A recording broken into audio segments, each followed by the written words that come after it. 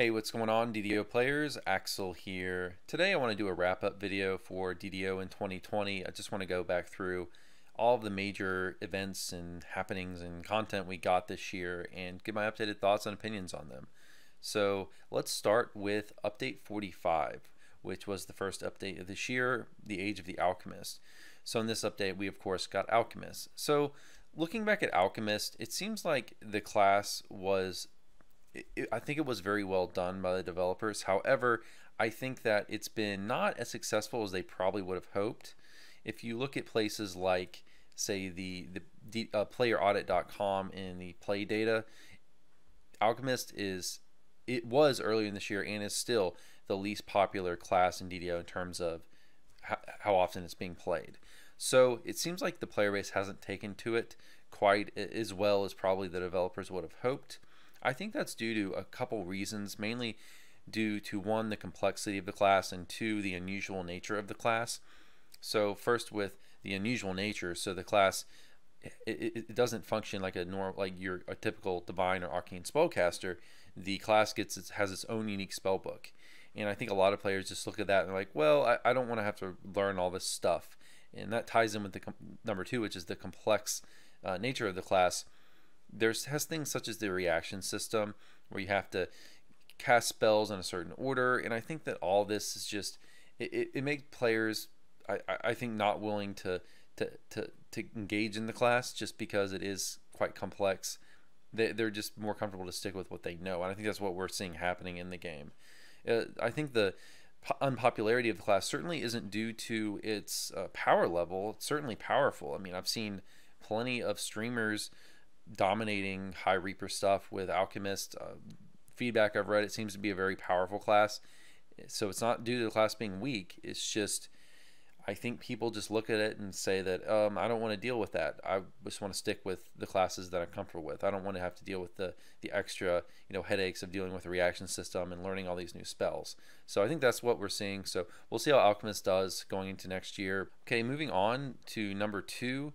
With we also got legendary Deliras and legendary Catacombs. So these were two legendary old packs that were made legendary. Prior to this, I believe both of them only had heroic versions. Not to continue a negative streak here, I don't really want to, but I think that these two packs were not particularly popular from this update either. I don't see a lot of people running these, and I think that's due to a couple things. I think one, this content was not really a great choice, in my opinion, for basically for if you're going to take something and make it legendary. I don't think it's all that particularly interesting.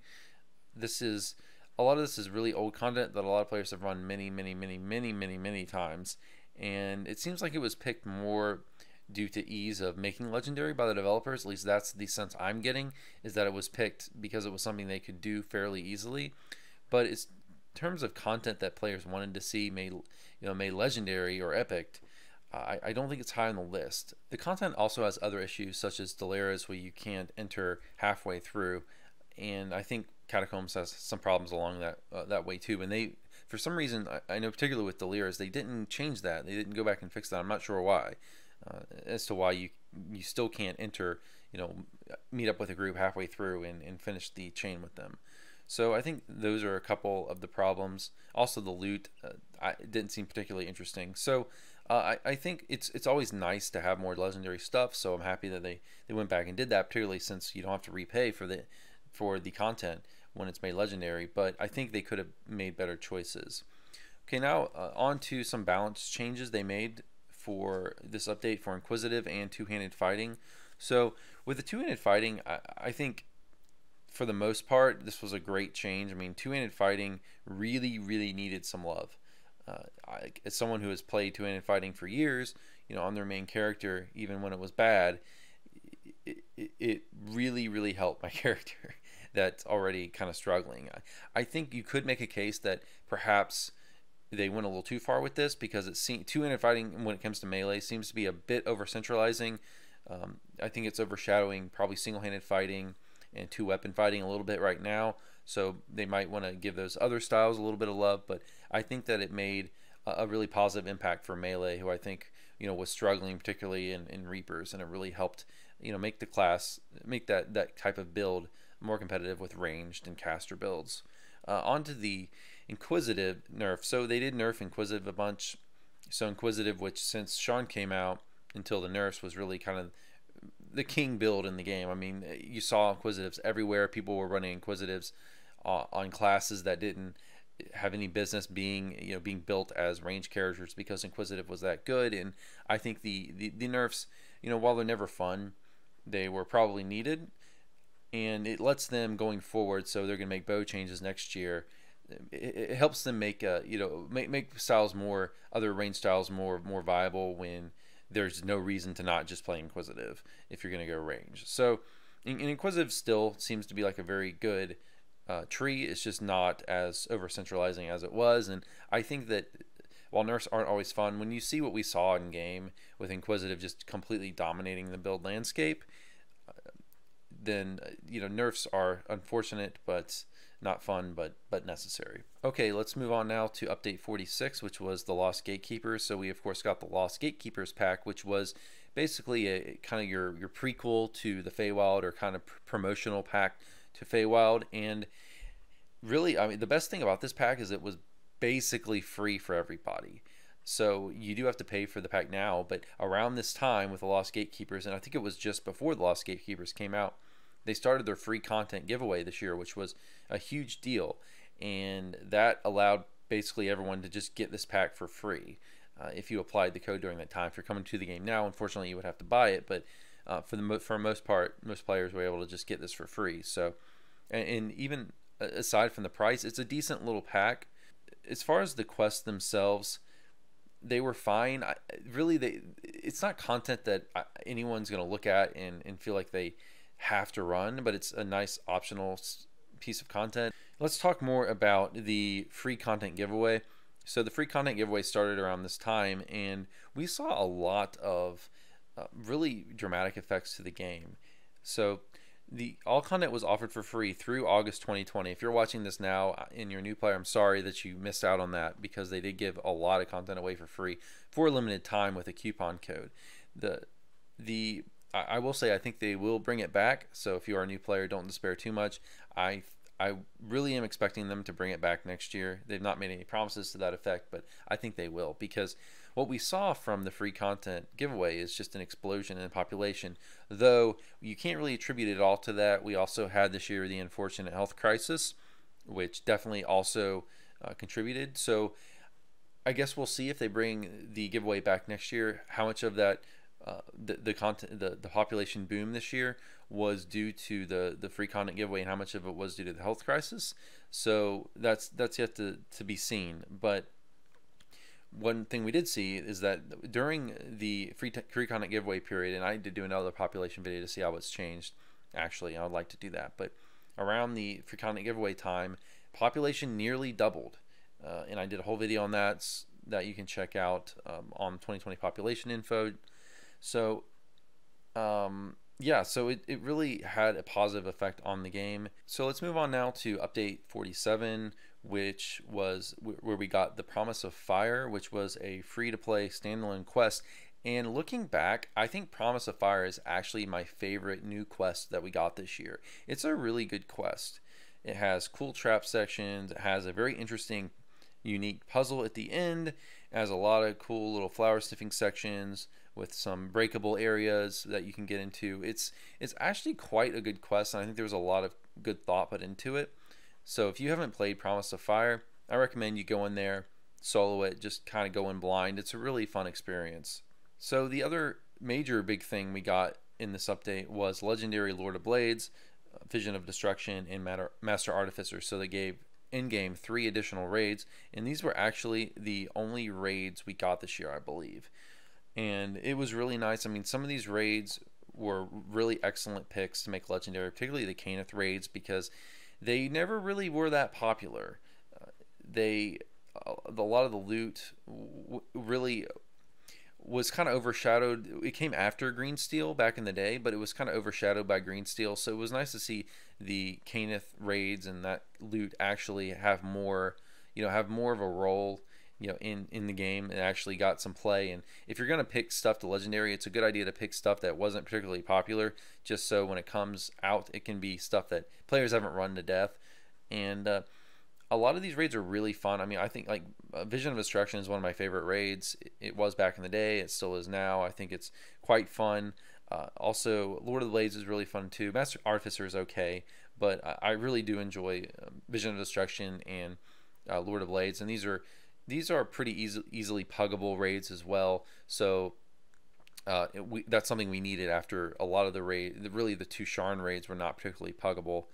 I guess Project Nemesis isn't too bad, but definitely not too hot to handle. But it was nice to see that we got some more raids that really helped in game a lot this year, especially since really the Ravenloft raids are getting pretty long in the tooth, even though they are two great raids. So in this update, we also got Shifters and Fadoc Illusionists, which are actually tied to the Feywild expansion, but they came in update early. So with these, unfortunately, neither of these I've really gotten around to playing much, other than on Lamania. But with the two races, Shifters seem to have I guess, slightly lacking reception. I don't see a lot of them in game, and as some of the players I was talking to actually on DDO cast last week, and you should check those videos out if you haven't, they seem to not really have a particularly strong role to play in the game. Like, you don't look at, like, when you look at Shifters, you don't really say, oh, I definitely need to use that race for insert X class here. They don't seem to really stand out, and I think for that reason they haven't been too popular. And I think with the aesthetic, with the kind of werewolf-ish kind of aesthetic, I think that was rather mixed with how they look just visually with players. I will say though, I think some of the animations are really cool, but I think in terms of visually, I think some players, I saw quite mixed opinions on how they look. I'll just stay it that way. And I didn't see too many people that just thought they looked amazing. It was either seemed like players either had the opinion that they looked okay, or they didn't look great. So as far as Fadoc Illusionists, I'm glad they gave Illusion School more support in the game. So before this, I mean, with Arcanes, you had Necromancy, Enchantment, and Evocation were really the dominant schools, and Illusion, along with Illusion really didn't have much of a role. There weren't really hardly any illusion spells in the game, and there still aren't enough illusion spells in game. But at least now, the Illusion School has its own enhancement tree, which is quite cool and seems to be quite good. Although, like I said before, I haven't gotten much time to play around with it. Let's move on to update 48, which was Fables of the Feywild. So I did a full in-depth review of the expansion if you want to check that out. But the expansion, it came out in November 5th, and we still don't have all of it. Actually, we still don't have the raid, which is supposed to come out, and there is no firm date set, but they think it's going to come out early February is kind of what the developers have said. So that's when we can expect it. I think overall the player base had a positive reception to the expansion. I wouldn't say it was overwhelmingly positive, but I do think it leans positive, the reception that the players gave it. I think it got a pretty good reception. The expansion does a lot of stuff really well, so it looks beautiful, which I think is the best part of it. I think the loot, it was interesting the route they took with the loot, because they didn't do a strict power creep over, say, like the Sharn loot. They kind of kept it on the same level, but at the same time, they designed the weapon sets to give you more flexibility in your loot, so you aren't as locked into equipping a Feywild set. So I think really the main downside that the expansion has is I think it is a tad light on content, and I probably should have in my review been slightly more harsh on that respect, because I think that they gave just a tad less content than they really should have. I think there should have been, if there were 2 raids instead of 1, it probably would have been fine, but with it only having 1 raid and the raid still not being out yet, which kind of makes the expansion feel light on content, especially right now, that it leaves a little bit to be desired. We'll see how good the raid is. Hopefully it's a really good raid that people want to run a lot, and that'll certainly help. But whenever the raid comes out, I actually want to do and I know a lot of you have asked about this, and I want to do a video ranking DDO's raids, or not DDO's raids, ranking DDO's expansions, but I need to wait until the raid comes out for Feywild before I can do that. The last notable thing I want to talk about this year is EG7's acquisition of Daybreak Games, which I also did a whole video on.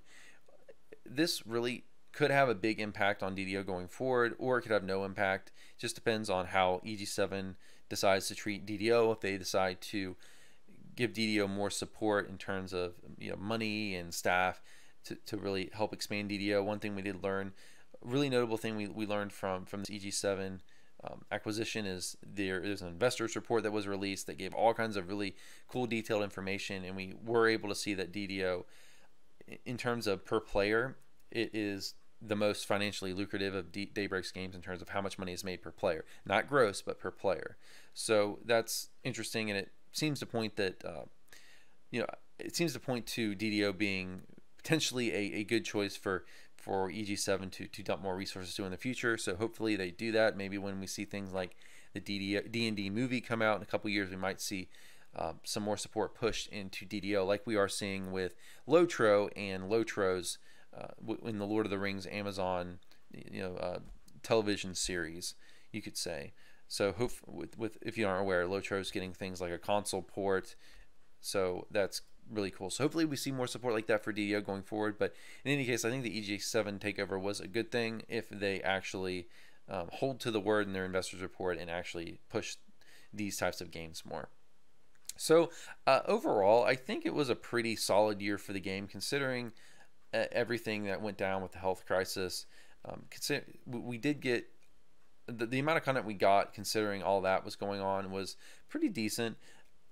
It was definitely, if nothing else, it was a very unique year for DDO, just with the EG7 takeover, and especially with the free-to-play promotion that really made a big change in the population. And we'll see all that plays out going forward. But guys, yeah, that is going to be it for this video. Let me know what you thought about this year, if you think it was a good year or a bad year or somewhere in between for DDO this year. That's going to be it for this video, guys. Hope you enjoyed. If you would like to support this channel, you can visit my Patreon page below. I recently made some changes to it. Took out tiers for some reason. It was a really dumb idea. I had tiers in there before. Now it's just set up to where if you can just donate whatever little or as much as you want. If you want to throw me $1 or whatever each month, then there's some benefits there. I'll put your names at the end of my videos. You'll have direct access to me through the Patreon. If you have questions, comments, want to ask me about stuff I'm planning to work on. But yeah, guys, that is going to be it for this video, though. Hope you enjoyed. I will see you next time. Have a good one and take care.